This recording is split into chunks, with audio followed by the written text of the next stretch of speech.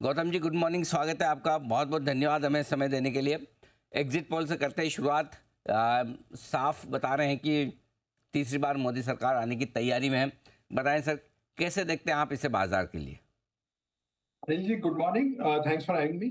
नहीं, ये exit poll ने बहुत क्लियर कल आउटलुक दिया है। और पुराने एग्जिट पोल्स अगर आप देखते हैं 2014 और 2019 के, तो एक्चुअल आउटकम जो आया था वो एग्जिट पोल से बेहतर आया था। अभी जो एवरेज आया है पूरे एग्जिट पोल्स का, उसके मुताबिक एवरेज 365 370 सीटें एनडीए की प्रेडिक्ट कर रहा है, जो अपने आप में एक बहुत बड़ा हिस्टोरिक और अनप्रेसिडेंटेड मैंडेट साबित होगा अगर कल नतीजे ऐसे ही आते हैं तो। बिकॉज ये 1962 के बाद पहली बार हो रहा है कि एक सरकार तीसरी बार लगातार फुल मेजोरिटी के साथ सेम प्राइम मिनिस्टर के साथ चुन के आ रही है। राइट। सो लास्ट टाइम ये 1962 में हुआ था। उसके बाद से आज तक हमने ये इस तरह का रिपीट मैंडेट नहीं देखा। और every mandate is better than the previous mandate. तब 2019 का जो आउटकम था 14 से बेहतर रहा था उनके लिए। और 2024 का जो आउटकम है, अगर 365 का नंबर जो एग्जिट पोल्स ने दिया है वो आता है, तो वो 2019 से भी बेहतर होगा। तो एक बहुत बड़ा ये प्रो इनकम्बेंसी वेव की तरफ दर्शाता है। जहां तक पूरे बाजार का सवाल है, मुझे लगता है कि इंडिया जो अभी एक स्थिति में है जिसे हम गोल्डीलॉक्स कहते हैं।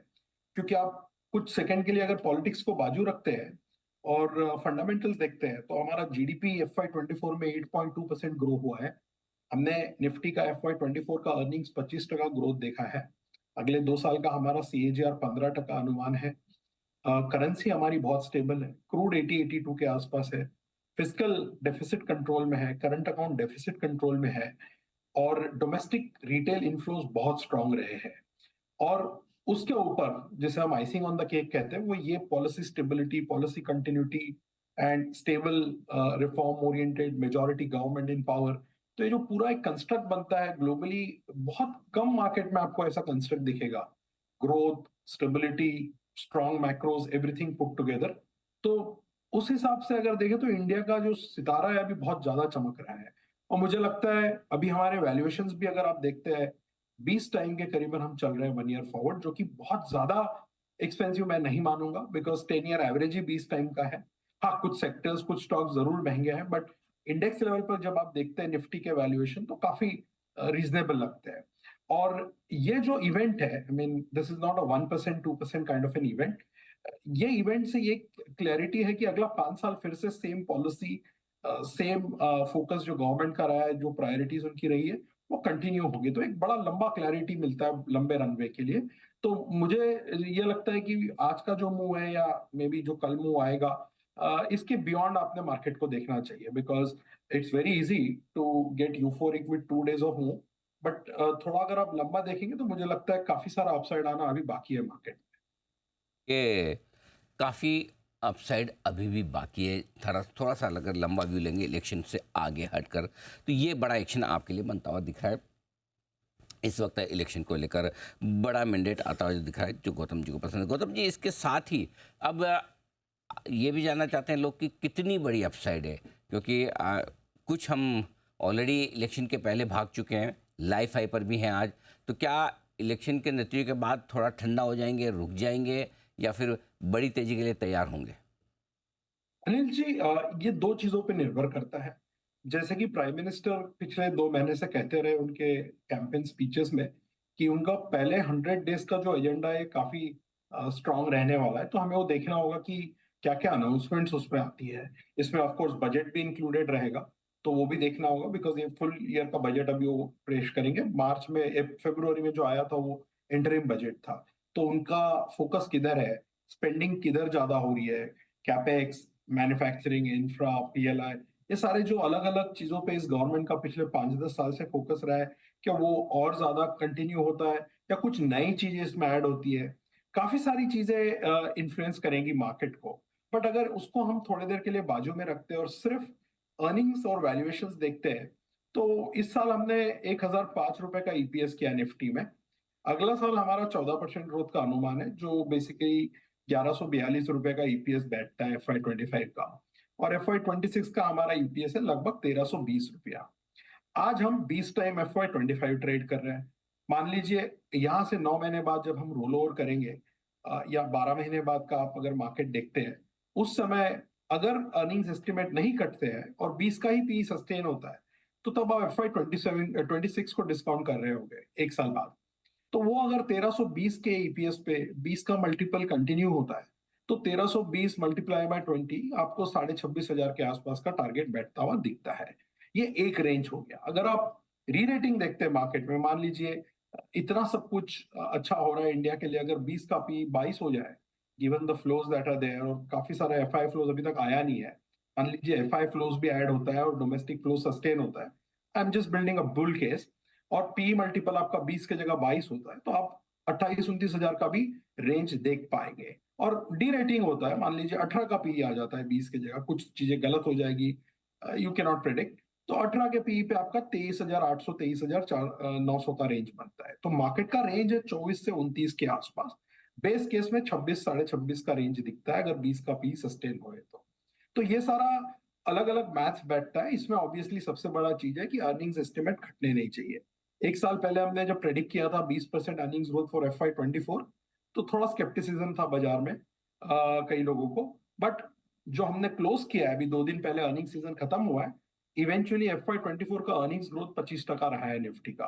तो जहां से हम लेके चले थे उससे बेहतर नतीजे आए हैं पूरे साल के। तो अपसाइड, इसलिए मैंने आपको स्टार्टिंग में कहा था कि अपसाइड काफी सारा दिखता है। ये week obviously you will see lot of volatility, sentiment being very different, और रिएक्शन इलेक्शन रिजल्ट्स को लेके आते रहेंगे, बट थोड़ा आपको लंबा देखना होगा बिकॉज यहाँ पे अपसाइड खत्म नहीं हो रही है। ओके, तो थोड़ा लंबा नज़रिया रखिए। ये अपसाइड खत्म होने वाली नहीं है और इतनी जल्दी होगी भी नहीं। अब बदले हुए हालात में क्या है आपको पसंद? क्या वही पुरानी थीम्स चलेंगी या कुछ अलग हटकर भी होगा? कहाँ निवेश करना चाहिए? सो अनिल जी, जहां से हमने चालू किया था कि कंटिन्यूटी एंड पॉलिसी स्टेबिलिटी बहुत इंपॉर्टेंट है, तो मुझे लगता है गवर्नमेंट का फोकस चेंज नहीं होगा। Capital goods, industrials, infrastructure creation, manufacturing, PLI schemes, ये सब पे फोकस रहेगा। जहां तक पोर्टफोलियो का सवाल है, मुझे लगता है हमारा जो पिछले 2 साल से एक बहुत ओवरवेट स्टांस रहा है इंडस्ट्रियल्स को लेके, सबसे बड़ा हमारा ओवरवेट पीएसयू बैंक्स में रहा है, वो हमें अभी भी अच्छे लगते हैं। फॉर एग्जाम्पल सारे पीएसयू बैंक्स के नतीजे ये क्वार्टर भी बहुत जोरदार थे, और अभी भी वो 1 से लेके 1.2 1.25 प्राइस टू बुक पे ट्रेड कर रहे हैं, जबकि उनकी आरओई 18 से 20% हो चुकी है। पावर यूटिलिटीज को एक बड़ा कैटलिस्ट मिलेगा बिकॉज दिस गवर्नमेंट काफी इन्होंने फोकस रखा है पावर मैन्युफैक्चरिंग वो सेगमेंट में। फिर आता है कैपिटल गुड्स और सीमेंट पे, वहां पे भी एक भयानक हमने रैली देखा है पिछले 6 महीने में, स्पेशली कैपिटल गुड्स में, जहां बड़े बड़े स्टॉक्स जो रहे, एबीबी, सीमेंस, किमिंस, थर्मैक्स और मिड कैप्स भी, इन्होंने काफी वेल्थ क्रिएट किया है। मुझे लगता है अगर ये प्राइवेट कैपेक्स भी थोड़ा पिकअप करता है, तो ये सेगमेंट्स में बहुत मुनाफा और आगे आने का उम्मीद है। इनके भी नतीजे आप देखिए, हमारा जो कवरेज यूनिवर्स था कैपिटल गुड्स का, हमारा एस्टिमेट 10% अर्निंग्स ग्रोथ का था, एक्चुअल अर्निंग्स ग्रोथ 27% आया है। और कई सारे स्टॉक्स में जैसे कि एबीबी में हमने 20% से अर्निंग्स अपग्रेड किया है। तीसरा सेक्टर जो हमें बहुत अच्छा लग रहा है पिछले 1.5-2 साल से, और वहां भी हमने बड़ा ओवरवेट रखा है हमारे मॉडल पोर्टफोलियो में, वो है रियल एस्टेट। और यहाँ पे भी अगर आप सारे कंपनीज के परफॉर्मेंसेस देखते हैं, तो प्री सेल्स से लेके बिजनेस डेवलपमेंट, न्यू लॉन्चेस, बहुत स्ट्रॉन्ग इनका ऑपरेटिंग फंडामेंटल्स रहा है। और मुझे लगता है रियल एस्टेट, होटल, ऑटो, ये जो सेक्टर्स है, इनकी साइकिल अभी काफी लंबी चलेगी। तो मुझे नहीं लगता है कि फोकस बहुत ज्यादा चेंज होना चाहिए। जहां तक पोर्टफोलियो का सवाल है, जो पिछले 2-3 सालों में चला है, मुझे लगता है वहीं पे फोकस ज्यादा रहेगा। और जहां हमें उतनी ज्यादा बुलिशनेस नहीं लगती है, वो रहे आईटी, कंज्यूमर स्टेपल्स, ये 2 सेक्टर रहे। बिल्कुल ठीक बात है। तो ये है। एक सवाल और गौतम जी, ये कि चलिए एग्जिट पोल तो फाइनल नतीजे नहीं होते हैं। काफ़ी लोग ये मान रहे हैं कि अब फाइनल नतीजे अगर 10% का वेरिएशन भी लें, कुछ ऊपर आ गए या कुछ नीचे आ गए, तो ऐसे में क्या कुछ आपको लगता है कि सावधानी रखनी चाहिए, या पैसा लगाना हो नया तो कल के लिए इंतज़ार करें? मतलब उस अनिश्चितता को कैसे देखें? सी अनिल जी, आपने सही कहा कि एक्चुअल नतीजे एग्जिट पोल से वेरिएंस हो सकता है। इसलिए मैंने स्टार्टिंग में आपसे कहा था कि 2014 और 2019 के जो एक्चुअल नतीजे थे, वो एग्जिट पोल से थोड़े ज्यादा बेहतर थे। जहां तक मुझे याद है 2019 में एग्जिट पोल्स ने 310-315 सीटें दी थी एनडीए को, एक्चुअल आई थी 353। This time they are giving 360-365। तो अगर आप 10% नीचे भी पकड़ते हैं तो 330 होता है, 10% ऊपर पकड़ते हैं तो 400 होता है। 330 पे भी कुछ चेंज नहीं होना है, गवर्नमेंट वही रहेगी, प्राइम मिनिस्टर वही रहेंगे, पॉलिसीज वही रहेगी। 400 पे भी वही रहेगा, सिर्फ सेंटिमेंट का थोड़ा आगे पीछे वेरिएशन हो सकता है। इसलिए आपको दो चीजें ऐड करके देखनी होगी, एक पॉलिटिक्स, साथ में इंडिया का overall operating macro and micro जो इक्वेशन मैंने आपको बताया कि ग्लोबली ऐसा मार्केट आज आपको नहीं मिल रहा है इस साइज पे, जहां पे ग्रोथ इतनी स्ट्रांग है और बाकी के फिस्कल और मैक्रो पैरामीटर्स भी बहुत स्ट्रांग और हेल्दी है। तो 330 होता है या 390 होता है या 360 होता है, मुझे नहीं लगता है उससे अंडरलाइन कुछ चेंज होगा। बट हाँ, अनसर्टनिटी खत्म हो जाएगी। जो पिछले 2 महीने से मार्केट काफी एंग्शियस और नर्वस था, स्पेशली पहले दो फेज के जो पोलिंग के बाद लोगों ने कई सारे लोगों ने लिखा था कि टर्नआउट कम है, इससे ये हो सकता है, वो हो सकता है, वो सब नहीं हो रहा है जो एग्जिट पोल के नतीजे दर्शा रहे हैं। और वो अनसर्टेनिटी अगर खत्म हो जाता है तो अगले 5 साल मार्केट को फंडामेंटल्स पे फोकस करने के लिए काफी लंबा और क्लियर रनवे आगे अवेलेबल है। ओके, चलिए ये बहुत अच्छी बात है कि अनिश्चितता खत्म हो जाएगी और थोड़ी बहुत सीटें कम ज़्यादा भी हो तो बहुत फ़र्क नहीं पड़ता। गौतम जी, बहुत बहुत धन्यवाद आपका हमें समय देने के लिए और विस्तार से बाजार पर और इलेक्शन के बाद के आगे के डायरेक्शन पे हमारे दर्शकों से बातचीत करने के लिए।